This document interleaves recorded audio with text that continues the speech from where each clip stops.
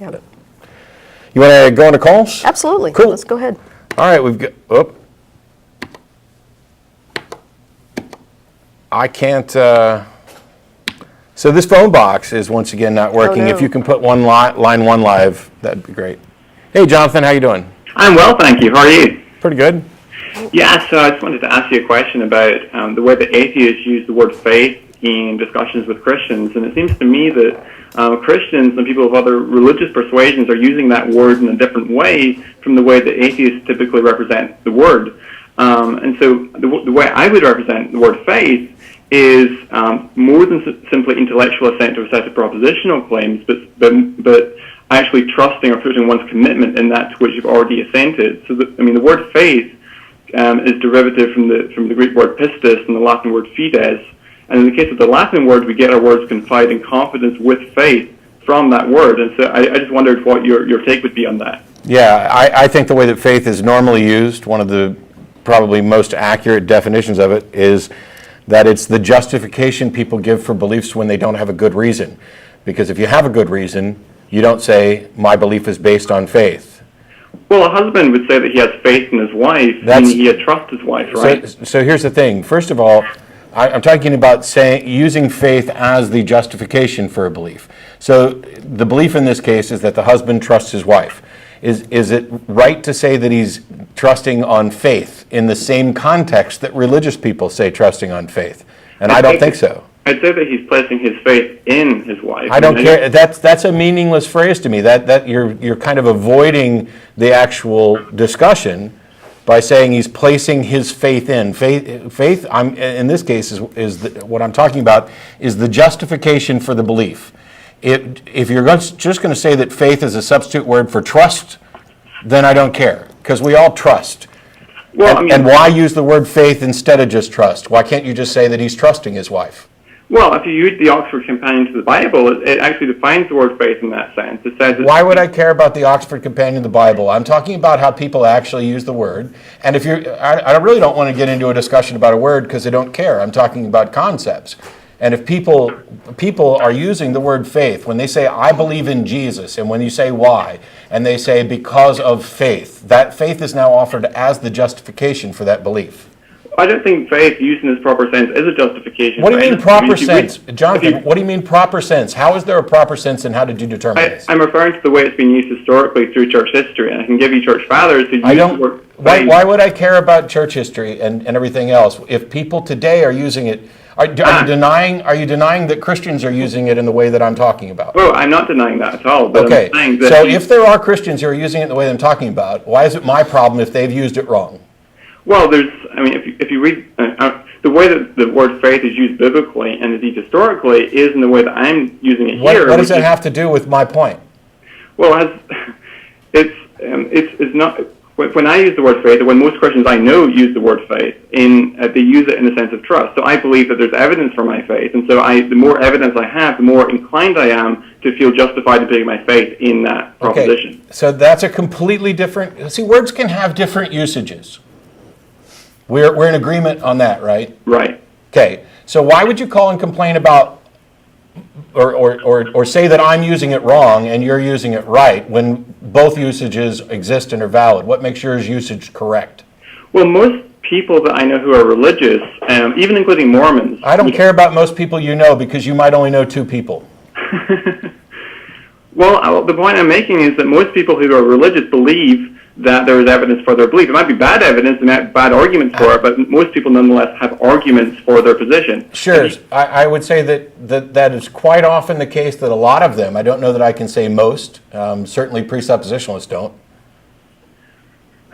Well, even presuppositionalists would argue that God is axiomatic to rationality itself. I'm not a presuppositionalist, but I know that presuppositionalists will typically maintain that you can't make sense of reason and logic itself unless you have a belief in theism. Yes, and that it's no longer contingent upon evidence. But we're getting back to this thing about faith. Okay, if you're just using faith as a substitute for trust, why not use trust? Well, that might be a better term to use. But that's the way that. If you read the Bible, that's the way. If you read, for example, in Proverbs. If I read the Bible, the word faith is a translation. You're talking about an English word. Sure. Clearly, that's not the original. Sure, the Greek word is translated faith in the Bible is pistis, which actually does mean trust. Correct. So now that we've settled that either usage is okay, and with what you're talking about, a more accurate term, and perhaps even the correct translation of the original Greek, is trust, what is your objection about? Well, the way that atheists typically use the word faith is to say that's the only usage of the term, that people don't use the word faith in the sense in which I'm using it here. That's my complaint. No, my position, I don't care about other atheists, my position is that the way most Christians use the term is they use faith as the proposed justification for their belief. They don't just use it as a replacement for trust. Either usage is viable, and it's the reason that I don't use the word at all when describing anything within my life, because there is confusion. If I say, oh, I have faith in my wife, well, clearly I'm talking about, confidence or trust or any of those things, which I don't think the word faith, as it's used by at least, as a justification for belief, applies there. So I use the word trust or confidence or reasonable expectation, things like that. And when you have a good reason for your belief, you don't tend to say, when somebody says, why do you believe? You don't tend to say, oh, because of faith.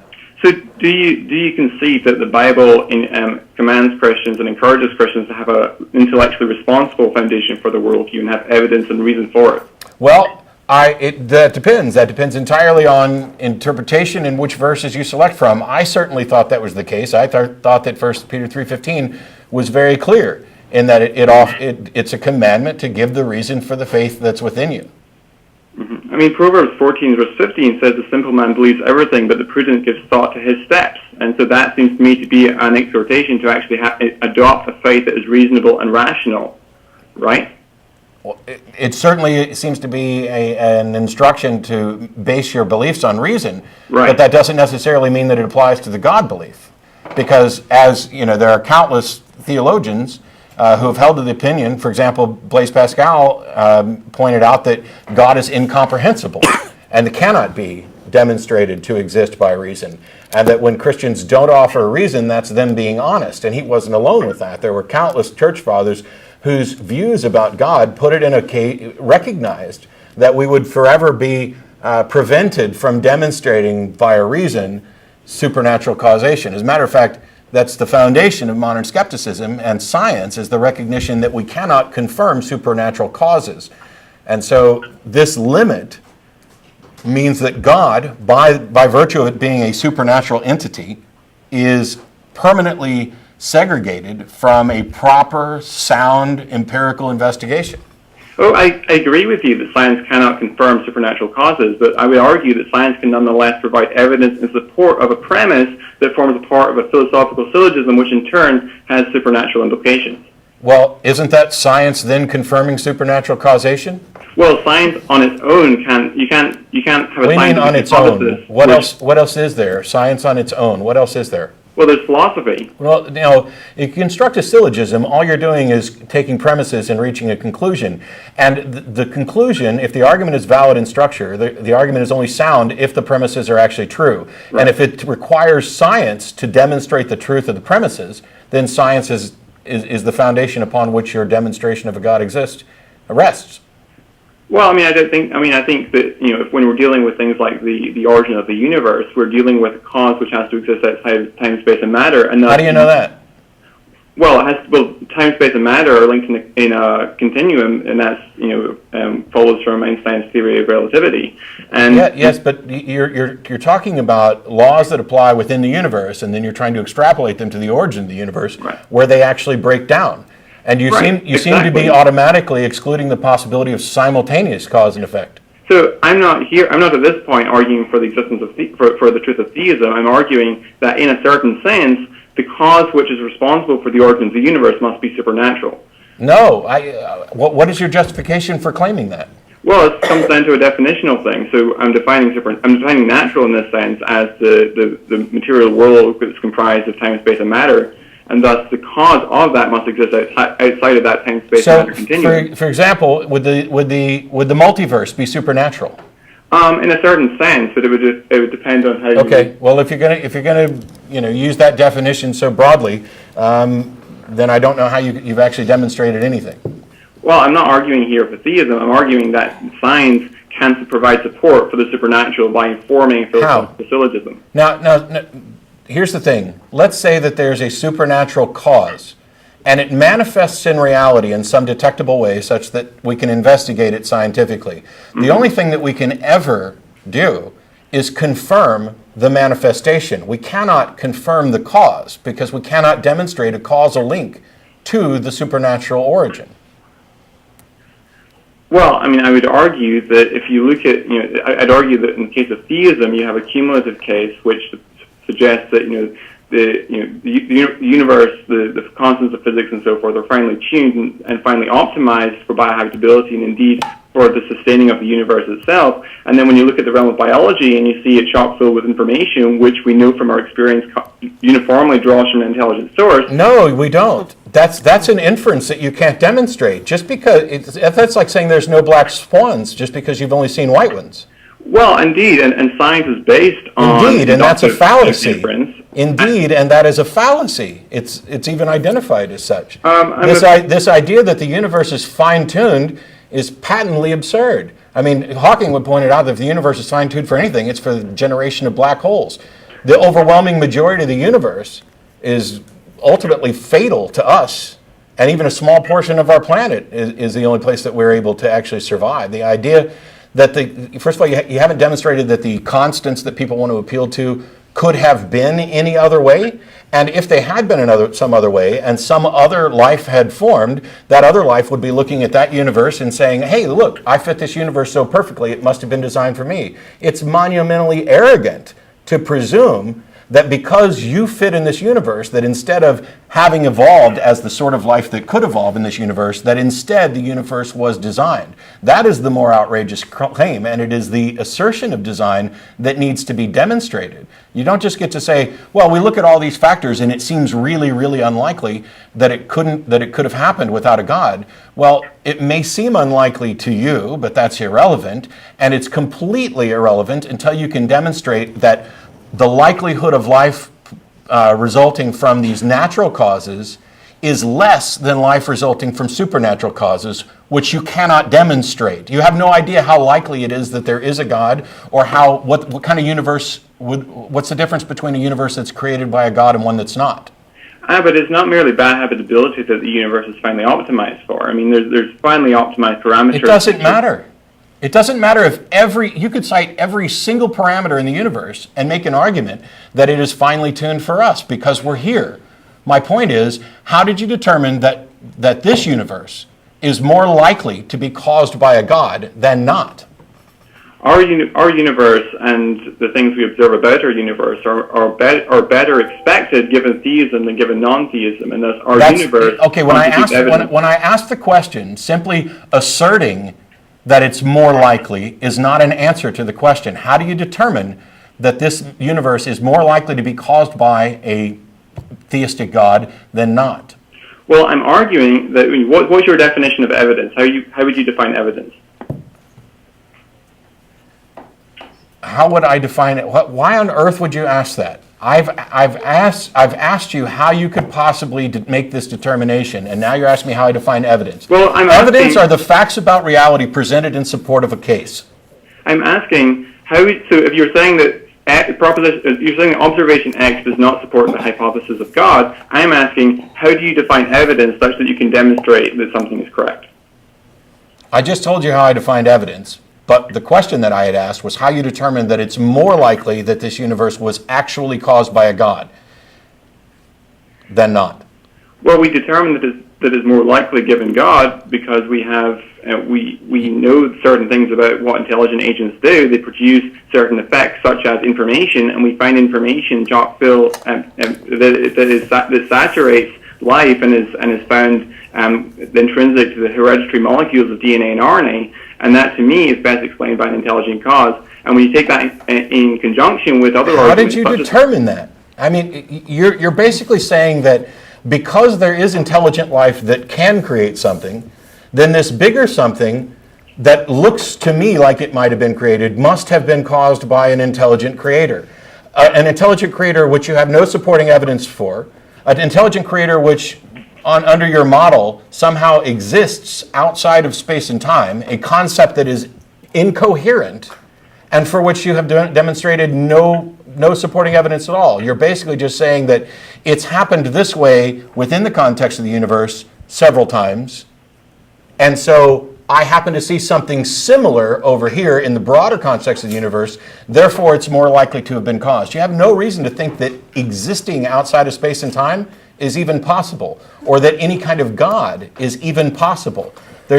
When you're calculating the probability of something, when you take the number of times it can occur, and then you divide it by the number of trials, and so you have a 0 in your numerator as far as number of times that you've demonstrated that a universe has come about by a God.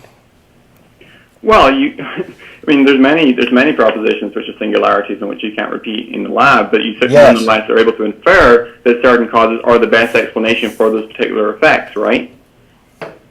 Certainly, and do you know why?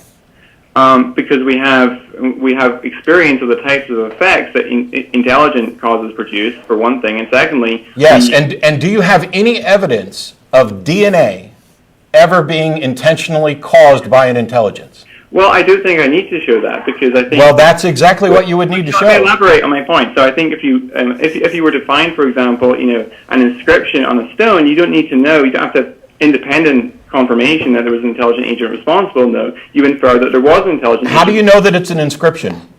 Well, if you recognize there's a particular language, say it's Egyptian. Yes. If you recognize the particular language, which means you have previous evidence of that language, right? Well, I would say that in the case of DNA, we have... you have no previous evidence of the language of DNA. No, but we do have evidence of the type of language that DNA contains. We recognize design by contrasting it with that which naturally occurs. That is the hallmark of design. We recognize X is designed because the evidence supports it being designed, and the evidence does not support it naturally occurring. DNA is naturally occurring.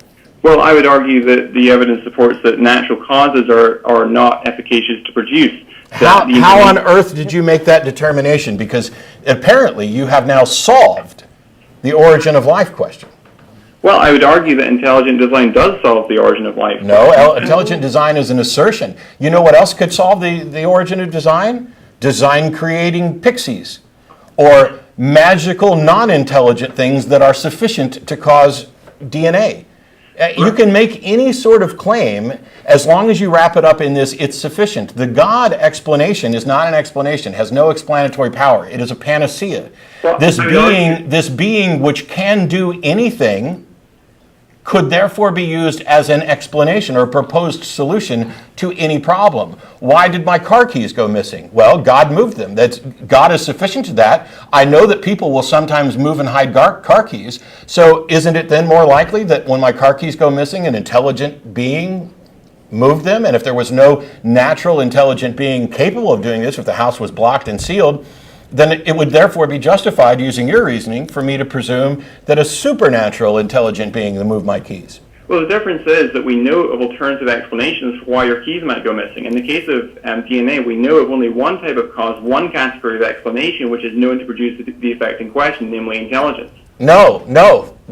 We know of one cause for the production of DNA, and that is nature, chemical processes. You have not demonstrated. You went back to, you said the one explanation for DNA that we know of is intelligence, wait a second. Which is the thing you're trying to prove, which makes your argument circular. Wait a second. You said that we know that natural processes produce DNA. Can you elaborate on that? Yes.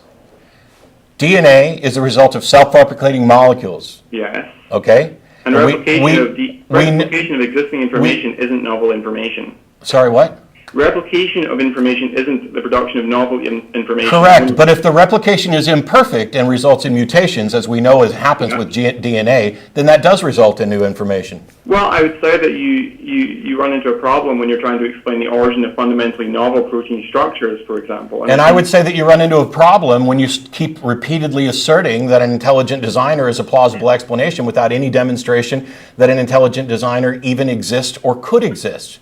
Well, I'd say that if you send a rover to Mars and it discovers a pile of machinery, you infer. How did you determine that it was machinery? Well, you would look and see, a number of well-matched interacting components which are together producing an overall function which gives the appearance of being analogous to something that we might design. Well, just by analogy is not necessarily it. How did you actually determine that it was machinery, that it was designed? Well, we have experience of what machinery looks like and the kinds of things that machinery can do. And but don't we recognize that by contrasting it with what is naturally occurring? Yes, we do. Okay, and so isn't DNA naturally occurring? DNA is naturally occurring. And isn't DNA also viewed as machinery in some context? In some contexts, there is a machine Sure. element. So don't you think it'd be worthwhile to be a lot more specific rather than taking the risk of doing equivocation fallacies? When you say that we found machinery on Mars and we determined that it's machinery, it would be nice if we had a slightly better understanding of what you meant by the machinery we discovered on Mars and how we determined that it was not naturally occurring. Well, I mean, you look at these systems and we observe that they are arranged in a way that wind and erosion would typically present. So if you look, for example, at Mount Rushmore and you see presidents' faces, you can look at that. You can look at those and say, well, yes, it's a naturally occurring phenomenon. It's a cliff face, but it's arranged in a particular way so as to convey information. It's not necessarily arranged in a particular way. You don't just look at it and decide. I'm asking how you determined that it's arranged in that, because arrangement implies an intelligent process, an agent doing the arranging, because you've already acknowledged that we recognize design by contrasting it with nature. So we have to have something that distinguishes it from nature. And so when you get to Mount Rushmore, there are things that are like tool marks and all of the evidence supporting it. Granted, we can go and investigate it. There are plenty of rock faces that many people have looked at and seen images that they thought were not natural, that they thought were constructed. Are they correct? Well, it would be a case-by-case basis on that. Sure. And so in the case of the universe, when we only have one universe to investigate, we have no other universes to compare it to, how on earth did you determine that this one is not natural and is in fact of supernatural origin? Well, the majority view among physicists is that the parameters are contingent, or contingent. So the majority view among physicists is that God is not necessary and is not a part of the explanation of the origin of the universe. So if you're going to appeal to physicists, we're done, because they disagree with your conclusion. I would say that physicists are not philosophers, and God is a philosophical proposition. Well, no, not if he interacts with reality. It's not merely a physical proposition if that being interacts with reality in some detectable way. Oh, I think he does interact with reality in some detectable way. And then it's it's no longer just a question of philosophy. It is an empirically investigatable assertion. And I would say in the case of biology, although the biological evidence doesn't necessarily provide proof or evidence, or it does provide evidence, but it doesn't provide a demonstration of theism, I would say nonetheless the intelligent cause, which I think is the best inference that one can make. Why is it the best inference? Yeah, exactly, it's the best inference. I said, why is it the best inference? Well, it's the best inference because we know of only one type of cause that's known to produce these types of information. Which is no. Just because, first of all, you've phrased this in the context of information, and you've asserted that there's only one cause that we know of that can produce information. Does that mean that there aren't other causes? That is correct. There's no causes that are known to produce. No, I'm not asking about what's known. Once upon a time, we didn't know what caused lightning. And so was it then reasonable to presume that Zeus was hurling lightning bolts at us? Well, I mean, I think this is a completely different... I know you think it's a completely different thing, but you're wrong. Well, I mean... The fact that only one possible explanation for this category is currently known doesn't mean that there aren't other possible explanations. And amongst those, you don't just get to pick the one and say this is the best explanation. That's something you have to actually demonstrate. And when asked to demonstrate it, if your claim is that it's the only one we know of, then we're done, because you've now divorced yourself from rationality. But science doesn't work by looking and thinking, well, maybe we'll come up with a better explanation in the future, and so we should... Yes, and you know what it does do? When it doesn't, you're right, it doesn't sit there and say, maybe we'll come up with a better explanation. What it does is say, this is currently unexplained, we don't know. You know what science doesn't do? It doesn't say, well, we don't know of any other solution, so it must be God. You don't get to pretend like you're doing science here, because you're not. But I'm offering intelligent design as the best explanation because It's we know not that science. information is known to produce that. It's not It's science. not science. It's actually a rejection of science. Why is that a rejection of science? Because you haven't offered an explanation. Science encourages additional questions and the investigation of those questions. definitely. Your solution shuts down all questions. Because why would you keep looking if you've decided that God did it? Well, I mean, there's many more questions that need to be addressed, and in fact, I think intelligent design opens up a whole range of other questions. No, No, it doesn't. But I think it does. I mean, I think, for Well, example... you're wrong. I mean, this isn't just opinion. You're actually wrong that it doesn't open up new lines of questions. You know, the proponents of intelligent design had a multifold strategy, which was to, combat evolution and poke holes in it and everything else. And then one of the other prongs was that they were going to go out and do their own research in order to demonstrate the truth of their proposition. That's what you would need to do in any scientific Right. field. You don't just get to poke holes in the opposition or Yes, say, that's what the biological and they have yet to do that because intelligent design is not science. I'm sorry, Matt, but you're wrong here, because the Biologic Institute is the laboratory where all the research that you say is not done is done in the scientific research community that supports intelligent design. I'm sorry, but there has been no peer-reviewed science. I'm sorry, but you're wrong on that point. I mean, I can name you Okay. many papers if you would like. So why do you think that the majority of the biologists in the world accept evolution and reject intelligent design? Well, I think every hypothesis that's new is the minority view. for Evolution that. is not a hypothesis, okay? It's a fact and a theory. Well, yeah, I meant intelligent design being a hypothesis. Okay. Intelligent design isn't a hypothesis because it's not falsifiable. Yeah, it's just Well, an I would assertion. argue, actually, that it is falsifiable. And I'd say Okay, that- how would you falsify it? Yeah. Okay, so I'd say that there's two ways you could falsify intelligent design. One would be to show that life doesn't in fact contain the levels of specified complexity that we're saying is not amenable to a neo-Darwinian stepwise manner. That would be one way you could falsify intelligence. Yeah, there are actually papers that approach that subject and have actually kind of destroyed that idea of the specified complexity. The specified complexity is an invented fiction Yeah. of intelligent design that smuggles in the God concept in the word specified. Wait a minute. So you said a minute ago that you think intelligent design is not falsifiable, and then you're attempting to falsify it by showing... No, I'm not attempting to falsify it. I've asked you how it's falsifiable, and you've offered your first one, and I've not said that that is a viable way to falsify, and therefore your position has been falsified. I'm saying that your claim that this is a way to falsify it is wrong. That is not a way to falsify it, because specified complexity is a term that smuggles in the cause, specified. The argument is a two-premise syllogism. The first premise is that life contains the specified complexity. The second premise, which I reject. You haven't demonstrated. You have not demonstrated that life contains specified complexity. Well, I think if you look, for example, at the sheer rarity of protein folds within that combinatorial space of amino acid subunits that form proteins, and you find that they're astronomically small, and so when you find these protein structures adopting these... The unlikelihood of a result does not tell you about the cause of the result. I didn't say that it did, but I'm saying that that's one of the two things you need to demonstrate that something contains... Is that it's unlikely?